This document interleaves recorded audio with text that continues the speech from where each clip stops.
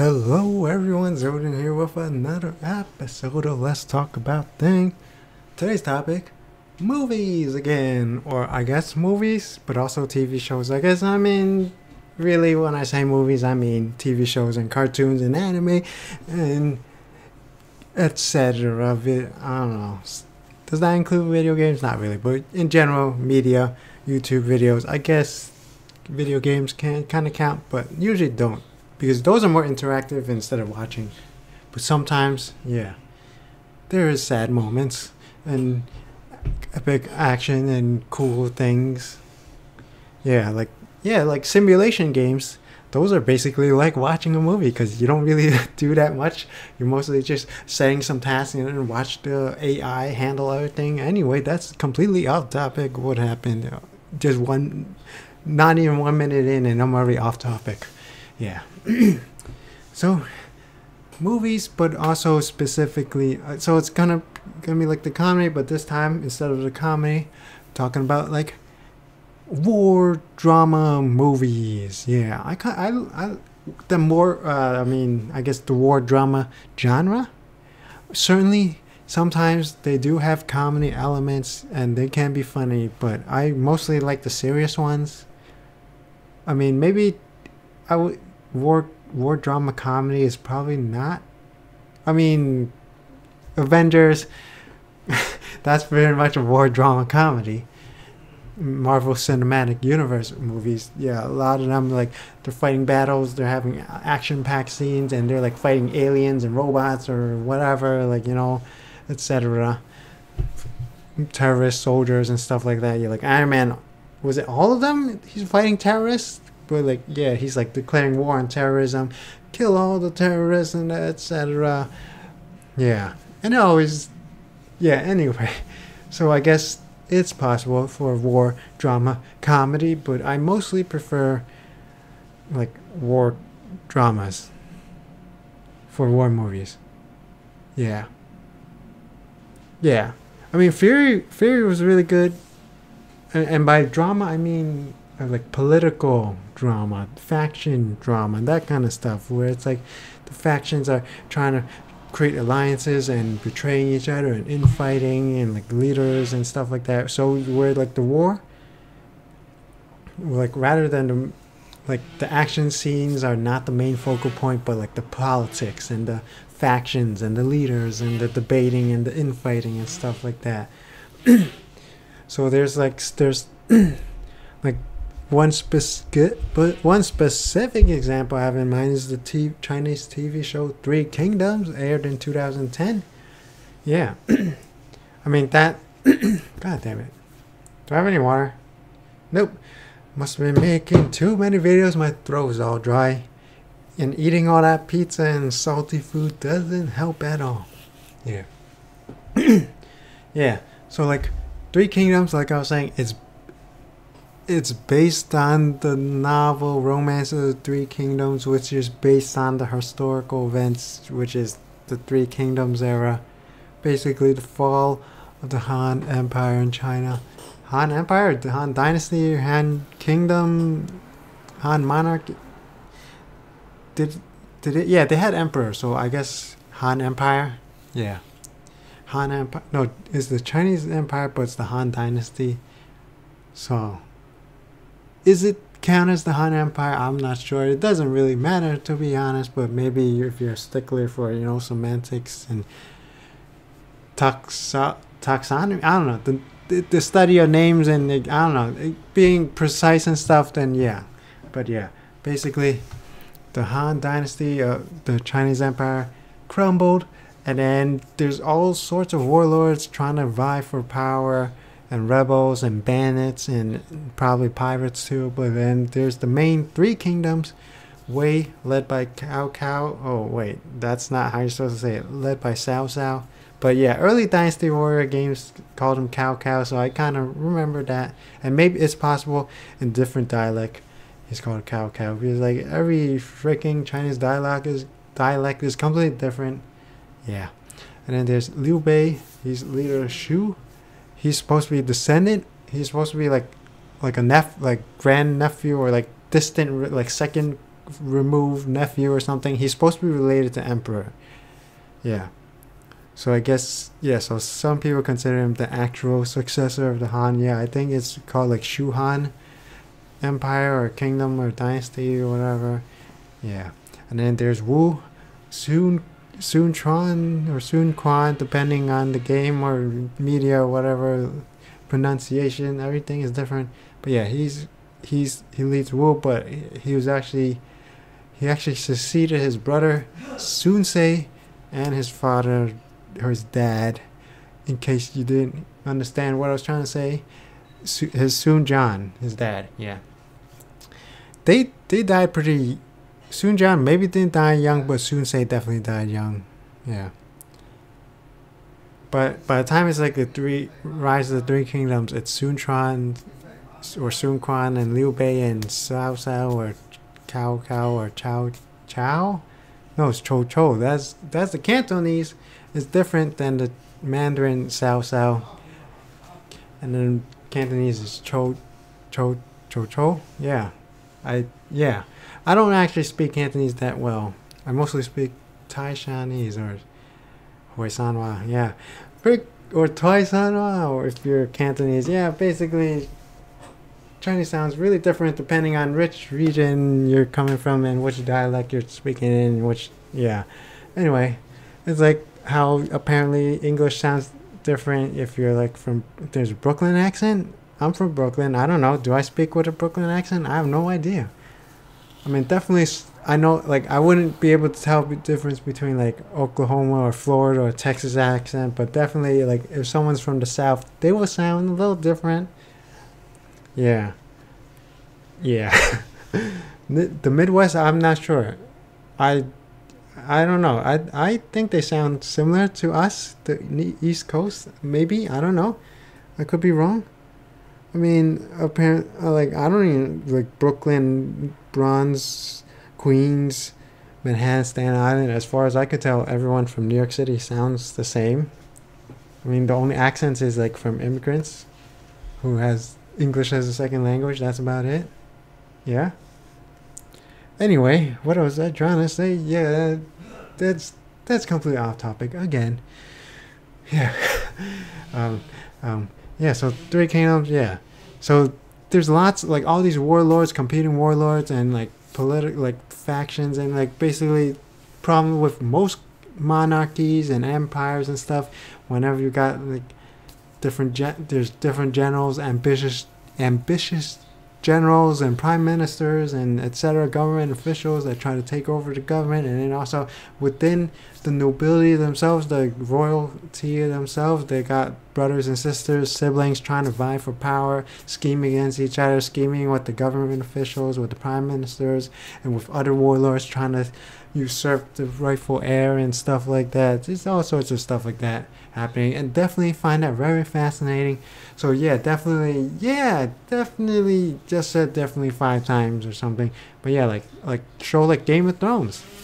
Yeah, hell yeah, that's amazing. Lots of political factions and intrigue and family fighting against each other, vying for power, rivals and stuff like that. Yeah. All the kingdoms constantly switching and betraying each other and switching alliances and like pledging allegiance to a different lord and king and etc.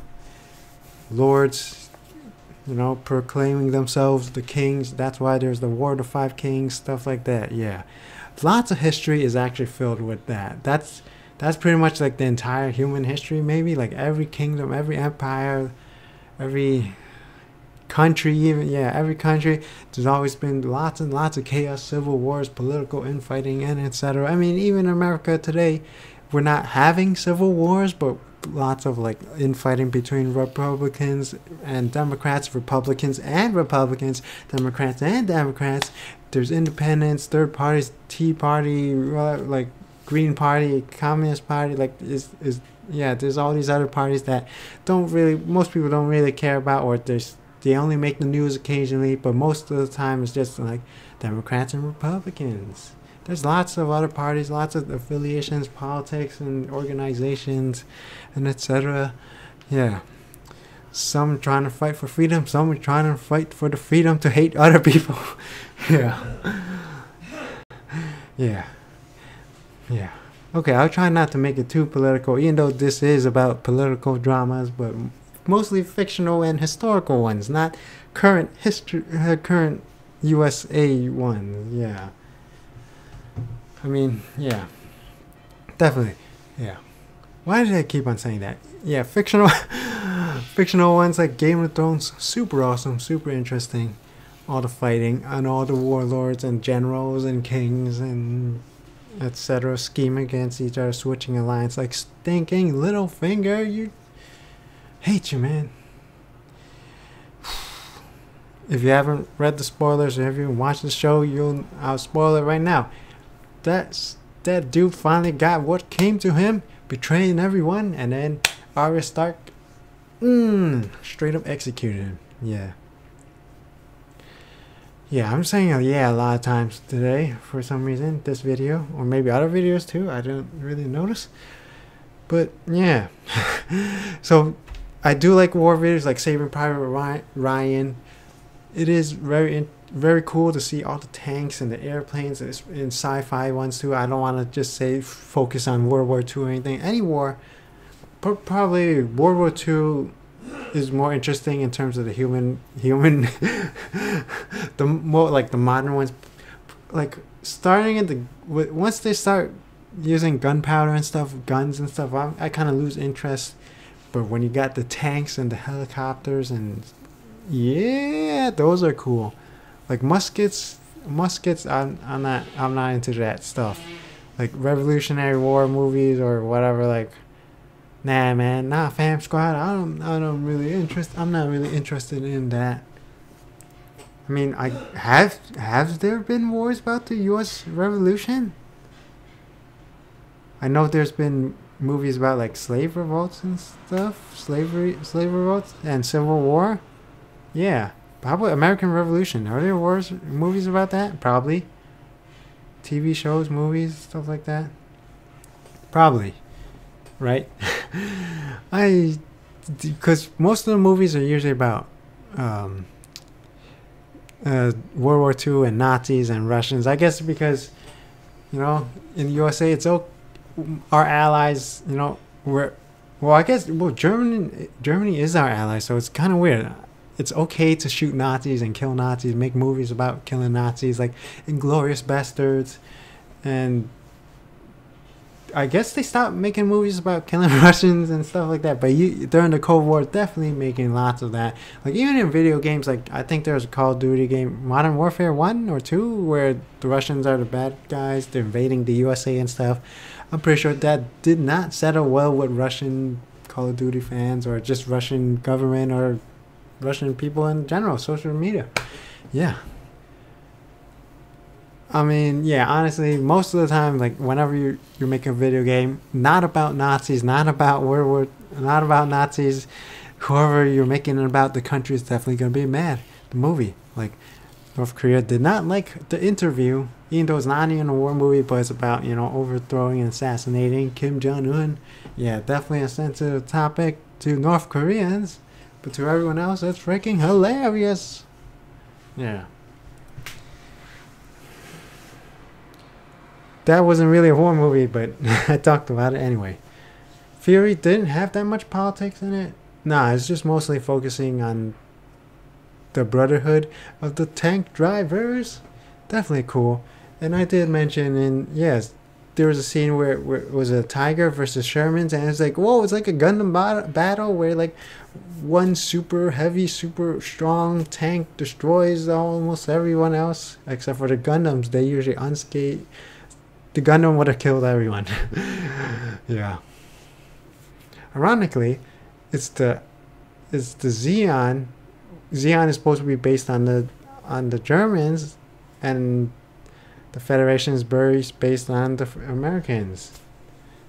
I mean, yeah, the Zeon suits were stronger, the German tanks were stronger, but then the Federation had a super strong Gundam mobile suit. America doesn't have like some super strong tank that defeats the Tiger, right? Well, obviously it's fiction. Gundam is fiction. It doesn't have to parallel to real life 100% one to one. Obviously, it's a work of fiction. Yeah. Anyway, so basically, mostly talk about Three Kingdoms, and I talked about Gundam again. What? I end up talking about that for the past 3 videos. I mean, wait, is it 3 videos? Yeah, a whole bunch of videos about Gundam, interspersing randomly. Man, I wish they would make a real, I mean, not real, I wish they would make a good Gundam game. Like all the console ones, like the previous ones, the combat's so clunky, and why am I talking about video games? Like, I would love to play, like, Gundam's, like, Dwarf Fortress or RimWorld with Gundam pilots and mecha and stuff like that. Yeah. Most mecha games stink. Armored Core games are really good too, though. Yeah. Okay, to try to make it relevant on topic, so yeah, war movies with robots and stuff. Savior, Gundam Savior, that was crap. That was a war movie with Gundams and it was awful. Transformers. It's not quite Gundam, not quite mecha, but it does have wars and politics and factions and the worst politics ever. The stinking human governments always allying with Decepticons and mercenaries. Like anyone who wants to kill the Autobots, the humans are working with them. So dumb. Yeah, that I did not enjoy the politics of that movie series, of that movie franchise. Or the politics of Resident Evil. Like, they're so dumb that you already destroyed the world. Stop it. Just stop.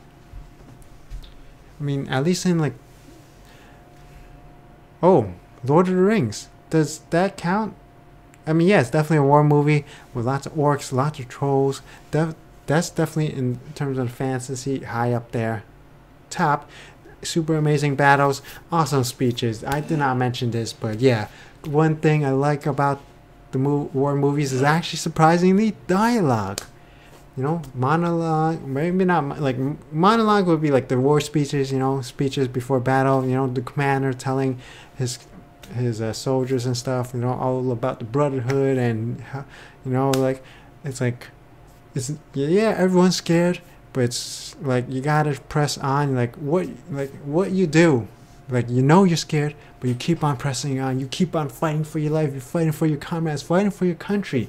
That's what makes you a soldier, you know?